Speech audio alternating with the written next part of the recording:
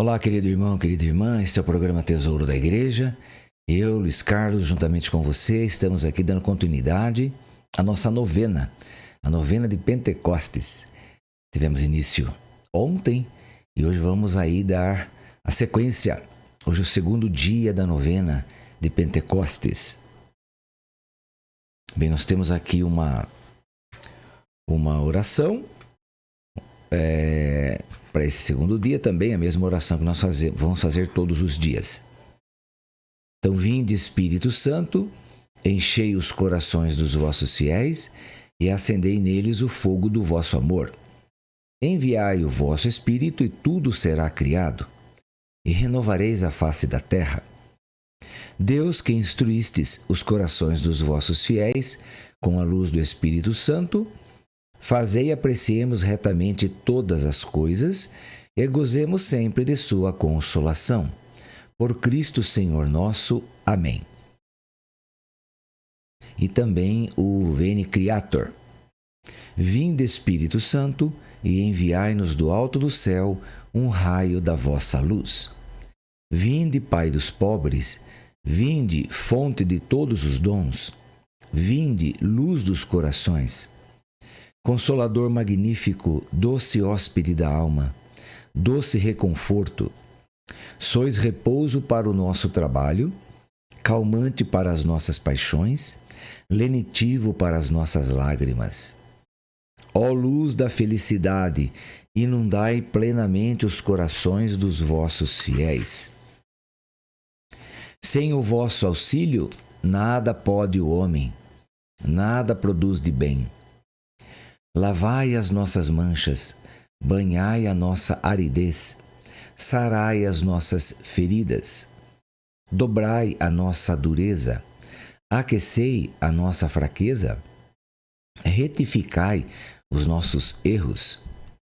Dai aos vossos fiéis que em vós confiam os 7 dons sagrados.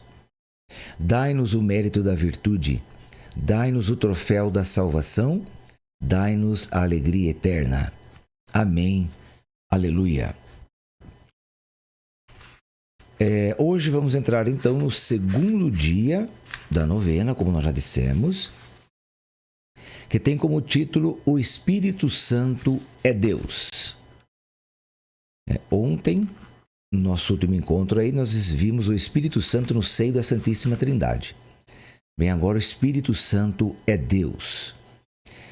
Temos uma leitura aqui para reflexão, que é a leitura da primeira carta de São Paulo aos Coríntios, capítulo 2, versículo de 9 a 12. Então vamos tomar aqui a palavra de Deus, 1 Coríntios 2, de 9 a 12.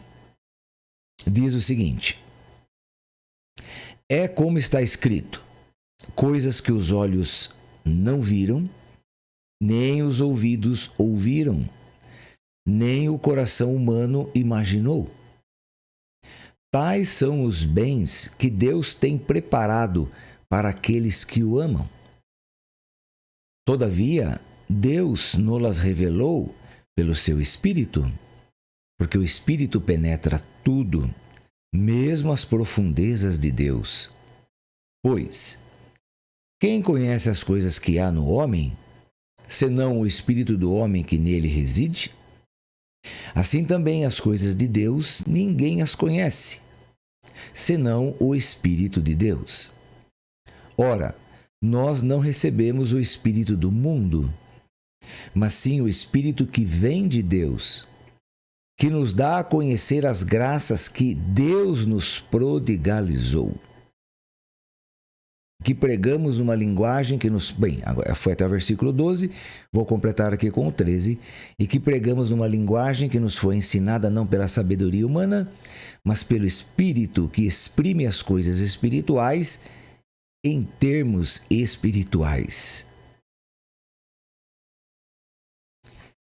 Então, essa passagem aqui do capítulo 2, versículo 9 a 12, está mostrando aqui para nós que o Espírito Santo, que é o Espírito de Deus, o Espírito Divino, ele penetra as profundezas de Deus. Assim como, São Paulo dá o exemplo, assim como o espírito do homem que nele reside também conhece as coisas do homem, as coisas humanas. Ele penetra tudo, né? O espírito humano penetra todas as condições humanas, tudo que o ser humano tem, tudo que o ser humano é. Então ele penetra tudo, porque ele é o espírito do ser humano. O que define o ser humano como gente? Bem, não vamos falar aqui como natureza, mas podemos falar como natureza também. Mas o que define uma pessoa é o seu caráter. Bem, quem que forma o caráter da pessoa? Ou o que é o caráter da pessoa? Bem, o caráter da pessoa é o que ele é como gente, é o que ele pensa, é como ele age, é como ele se comunica, como ele se relaciona, é como ele se compromete com isso, com aquilo, é como ele é quando ele fica triste, quando ele fica alegre, quando ele tem saudades, quando ele sente raiva, quando ele sente amor. Então isso tudo define o caráter do ser humano. Mas o que é o caráter do ser humano? É o espírito humano. Veja que o ser humano é um ser composto, diferentemente da Trindade. Bem, eu digo que ele é um ser composto por quê? Porque o ser humano é composto de carne, de matéria orgânica, é composto do espírito humano e também tem um outro espírito que nós chamamos aí que é o sopro de Deus, é o sopro da vida. Então, São Paulo define assim, é corpo, alma e espírito. Tá. Corpo é matéria orgânica, alma é o nosso espírito humano. É chamado alma, mas é o nosso espírito humano que define quem nós somos, que é o nosso caráter, é onde está o nosso caráter, onde está a nossa personalidade. Então, esse é o espírito humano, então chamado alma. Então, corpo, alma e espírito. Esse último espírito aí falado por São Paulo é o sopro da vida. É o ruá, é o sopro, é o vento. Então, quando Deus sopra, nós temos vida. Quando sai esse sopro da vida, disse, fulano morreu. Que ele deixou de ter esse sopro, esse ar, essa vida que vem de Deus. A nossa vida vem de Deus. Deus nos criou. Deus deu-nos a vida. Então, o que é essa vida? É esse sopro de Deus. Então, repetindo, quando nós damos o último suspiro, então esse sopro da vida sai. E aí sobra o quê? Sobra a matéria orgânica, que é o corpo, e sobra o espírito humano, que é a nossa personalidade, é o nosso caráter, é o que nos define como gente, como pessoa. Bem, há esse corpo que é a matéria que veio da Terra, porque o nosso corpo veio da Terra, por isso que ele volta para a Terra. Por isso que nós nos alimentamos o nosso corpo com materiais orgânicos. Todo o nosso alimento vem da Terra. Seja aquilo que se planta, seja animais que se matam para se comer, como boi, frango, porco, enfim. São carne, então, e as coisas da terra, né? As coisas que são plantadas. Então, o ser humano veio daí. Ele veio da terra ele foi formado. Do barro ele foi formado. E ele vai voltar. Então, essa carne volta para a terra de onde veio. E o nosso espírito, que é a nossa alma, que é a nossa personalidade, que é o nosso caráter, que é a nossa pessoa. Bem, isso, desde que foi criado, é imortal. Não se apaga mais, não some mais, não desaparece. Então, esta alma que tem que ser trabalhada, que é o que nós trabalhamos aqui na nossa santificação, para nós irmos ao céu, ao encontro de Deus e estarmos lá com Ele para todo sempre. Ou, se não, nós participaremos da morte eterna e não da vida eterna. A vida eterna é vida com Deus. A morte eterna é a morte no fogo do inferno. Então, porque a nossa alma é imortal, estava dizendo. Então, o Espírito, como São Paulo estava dizendo ali na primeira carta de Coríntios, né, capítulo 2, como o Espírito do homem entra nele e sabe tudo o que acontece com ele, assim é o Espírito de Deus. O Espírito de Deus, que é o Espírito Santo, também penetra tudo, porque ele é Deus. E é o Espírito de Deus, não é? Então, muitas pessoas aí concebem aí, quer dizer, imaginam o Espírito Santo como uma energia. O Espírito Santo é luz. O Espírito Santo é uma força que vem de Deus. É uma luz divina. Tudo bem. Não é errado pensar essas coisas. Mas ele não é só isso. Ele é muito mais do que isso, né? O Espírito Santo, ele não é alguma coisa que veio de Deus, algum raio de Deus, alguma luz de Deus, não. Ele é Deus, ele é o próprio Deus. Bem, e ele é uma pessoa, igual ao Pai, igual ao Filho. O Pai é uma pessoa, o Deus que é Pai é uma pessoa, o Filho é uma pessoa. O Espírito Santo também é uma pessoa. Isso quer dizer que tem personalidade. Não é? Tem personalidade. Isso nós vamos ver nos nossos estudos de amanhã. Nosso próximo encontro, ok? Que o Espírito Santo é uma pessoa. Mas agora vamos nos ater aqui de que ele é Deus. Bem, mesmo não assumindo a nossa natureza humana como o Filho fez, porque o Filho se tornou carne, se tornou um de nós, mesmo não assumindo essa nossa natureza, o Espírito Santo é Deus mesmo, é a terceira pessoa da Santíssima Trindade. Ele é um com o Pai e o Filho. Ele procede do amor entre eles, como nós já vimos ontem. Uma só essência, uma só natureza com eles.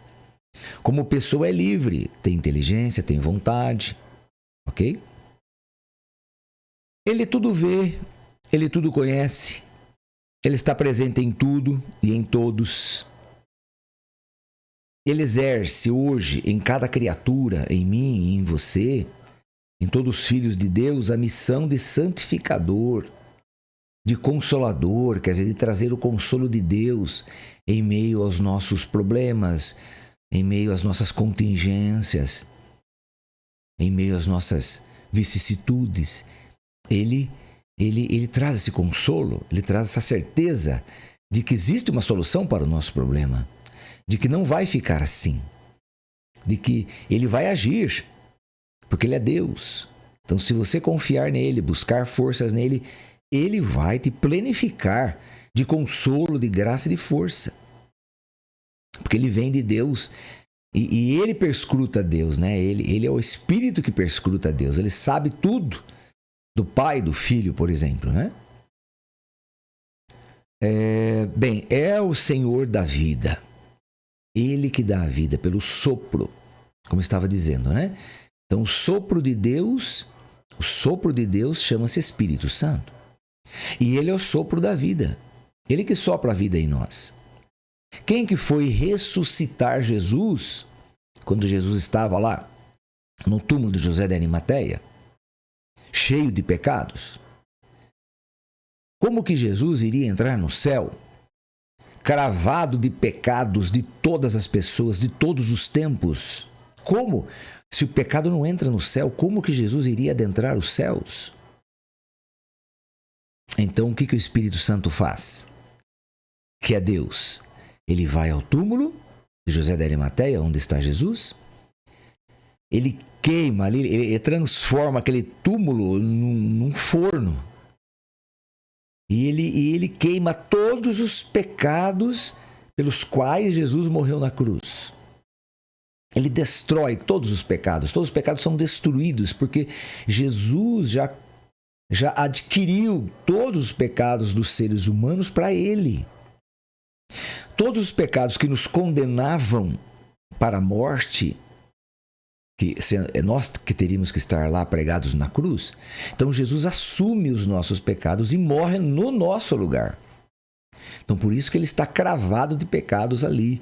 Então o Espírito Santo tem que queimar. Então ele transforma Jesus numa labareda enorme, num fogo enorme. Ele queima todos os pecados, ele purifica o corpo de Jesus Cristo. Uma vez purificado esse corpo de Jesus Cristo, o Espírito Santo dá vida ao corpo morto de Jesus Cristo. Dá vida. E por isso que ele é chamado de Espírito da vida. Que ele dá vida ao corpo morto de Jesus. Ele ressuscita Jesus. Aí Jesus, sim, ascende aos céus. Bem, claro que ele fica aparecendo depois de voltar à vida. Ele fica aparecendo para muita gente. Os discípulos de Emaús. Diz a palavra que ele apareceu uma vez a mais de 500 pessoas. Daí ele aparece para os apóstolos 2 vezes seguidas, porque a primeira vez Tomé não estava lá. Então Jesus teve que voltar, depois de 8 dias, né? No domingo, teve que voltar. Então ele fica aparecendo ali durante um tempo, ali uns 40 dias para essas pessoas. Mas estava dizendo, né, que o Espírito Santo, então, é ele que é o Senhor da vida. Bem, é aquele que, agindo em nosso interior desde o nosso batismo, nos leva a conhecer a Jesus, a amar Jesus, a seguir seus ensinamentos. Ele nos revela Jesus, caminho, verdade e vida. Então veja que o Espírito Santo, sendo Deus e conhecendo tudo sobre Deus, ele revela o Filho para nós. Veja que o Filho veio, o Filho que é o Verbo encarnado, que chama-se Jesus, ele veio revelar o Pai. Ele disse para Filipe: Filipe, quem me vê, vê o Pai. Então, ninguém sabia que existia um Pai de amor, um Pai de misericórdia. Aliás, ninguém sabia que Deus era Pai. Todas as pessoas do Antigo Testamento, né, até Jesus Cristo, aí, até João Batista, que foi aquele que o divisor de águas entre o Antigo Testamento e o Novo. Então, até João Batista, ninguém sabia que Deus era Pai. Ninguém sabia. Jesus veio revelar esse Deus como Pai. Ele é o meu Pai, o Pai de vocês. Por isso que ele ensina o Pai Nosso. O Pai Nosso é o Pai meu e seu. Na língua hebraica não existe o pronome nosso. Não existe. Então, ele fala o Pai meu e seu, que está nos céus, né? Então, ele vai falar aí em hebraico Elohim Sheva Shamayim, Elohenu, quer dizer, o Pai que é meu e seu. Como estava dizendo, não tem o pronome nosso. Então é o Pai que é meu e seu, que está nos céus. Elohenu, Sheba Shamayim. Então é isso que fala. Jesus vai trazer essa pessoa de Deus como Pai. Então ele revela o Pai. Ok? E durante todo o seu tempo aqui na Terra, a sua evangelização, ele vai falar sempre que Deus é Pai. Agora, a função do Espírito como Deus, né? Jesus revela o Pai dele como Deus e Pai. E o Espírito Santo? Ele revela Jesus para nós como Deus e Senhor. Entende? Então, o Espírito Santo revela Jesus como Deus e Senhor. Ele revela para nós que Jesus é verdadeiramente Deus. É um Deus que se encarnou. Vai dizer aí o Evangelho de São João que o Espírito nos convence. Não é? Nos convence. Então, ele nos convence de que somos salvos pelo sangue do Cordeiro sem mancha, que é Jesus Cristo. Esse Espírito Santo é o Deus sem face. Porque, primeiramente, que ele não se encarnou como filho. Ele não é revelado pelo filho como pai, porque ele não é pai. Já como pai, a gente já imagina alguma coisa, né? Mas, então ele é o Deus sem face. Ele é a humildade de Deus. Ele é puro espírito, que escolheu nosso ser para seu templo, sua morada, habitando o nosso frágil espírito humano. Então nós nos tornamos templo do Espírito Santo, morada do Espírito Santo, casa do Espírito Santo, habitat do Espírito Santo. Pelo batismo nós nos tornamos isso.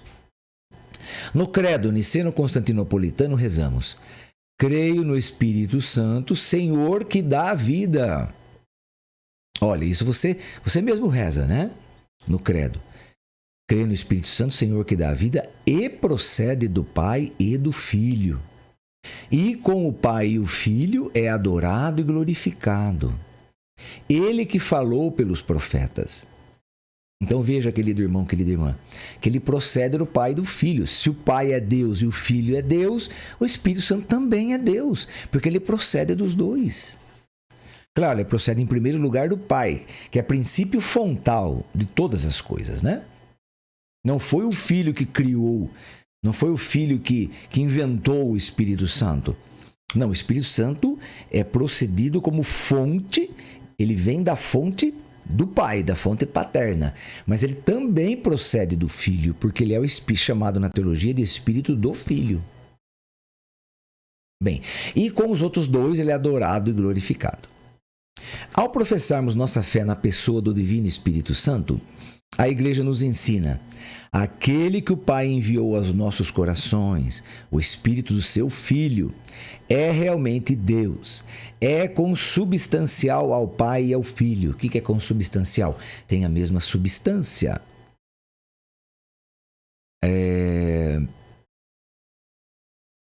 Ele é inseparável dos dois, tanto na vida íntima da Trindade, como no seu dom de amor pelo mundo. Mas ao adorar a Santíssima Trindade, vivificante, consubstancial e indivisível, a fé na Igreja professa também a distinção das pessoas. Quando o Pai envia seu Verbo, envia sempre seu sopro. Missão conjunta em que o Filho e o Espírito Santo são distintos, mas inseparáveis. Sem dúvida, é Cristo que aparece. Ele, a imagem visível do Deus invisível, mas é o Espírito Santo que o revela. Então, quem aparece é Jesus Cristo, mas quem revela é o Espírito Santo. E diz mais, no Catecismo da Igreja Católica, número 253, as pessoas divinas não dividem entre si a única divindade, mas cada uma delas é Deus por inteiro. O Pai é aquilo que é o Filho é aquilo que é o Pai. O Espírito Santo é aquilo que são o Pai e o Filho. Isto é, um só Deus quanto à natureza. Isso foi definido no 11º Concílio de Toledo, no ano de 675, portanto, século VII. Então, querido irmão, querida irmã, vamos agora fazer nossas orações finais. Nós também temos aqui reflexões que você poderá fazer na sua casa, que não dá tempo de nós fazermos aqui por causa do nosso horário, não é?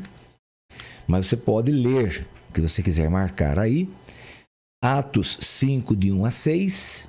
Então vamos lá, Atos 5, de 1 a 6, que é o caso de Ananias e Safira. Porque naquele tempo as pessoas que entravam para a comunidade, eles tinham que vender os seus bens e colocar o dinheiro aos pés dos apóstolos. Esse Ananias e Safira, então, eles aprontam alguma coisa ali. Mas o Espírito Santo penetra tudo, sabe todas as coisas. Então você vai ver o que vai acontecer ali. Atos 5, de 1 a 6.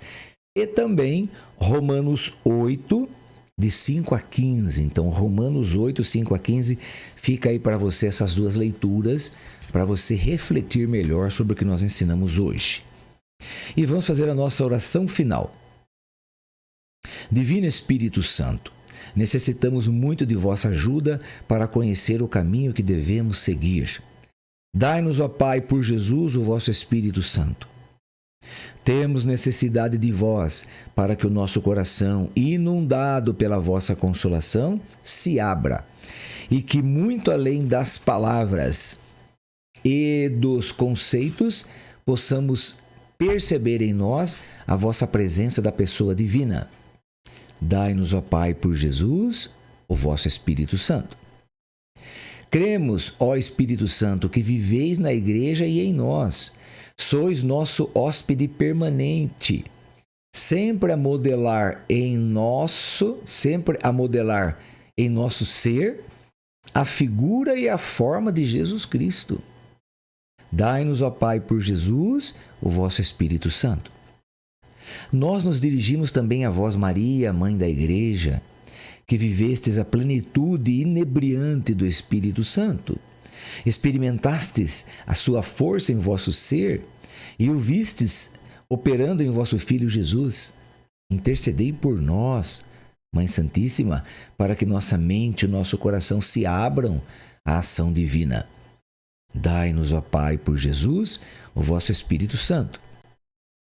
Fazei com que tudo o que pensamos, fazemos ou ouvimos, todos os nossos gestos e todas as nossas palavras sejam tão somente abertura e disponibilidade a este único Santo Espírito que forma a Igreja no mundo.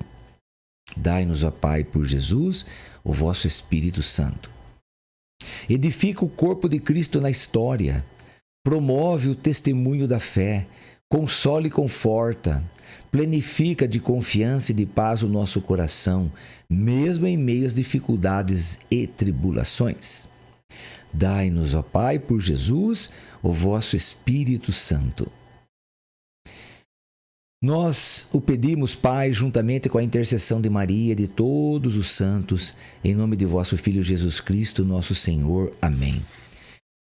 Que o Senhor nos abençoe em nome do Pai, do Filho e do Espírito Santo. Amém. E até o nosso próximo encontro, então, da nossa novena de Pentecostes. Até lá, se Deus quiser.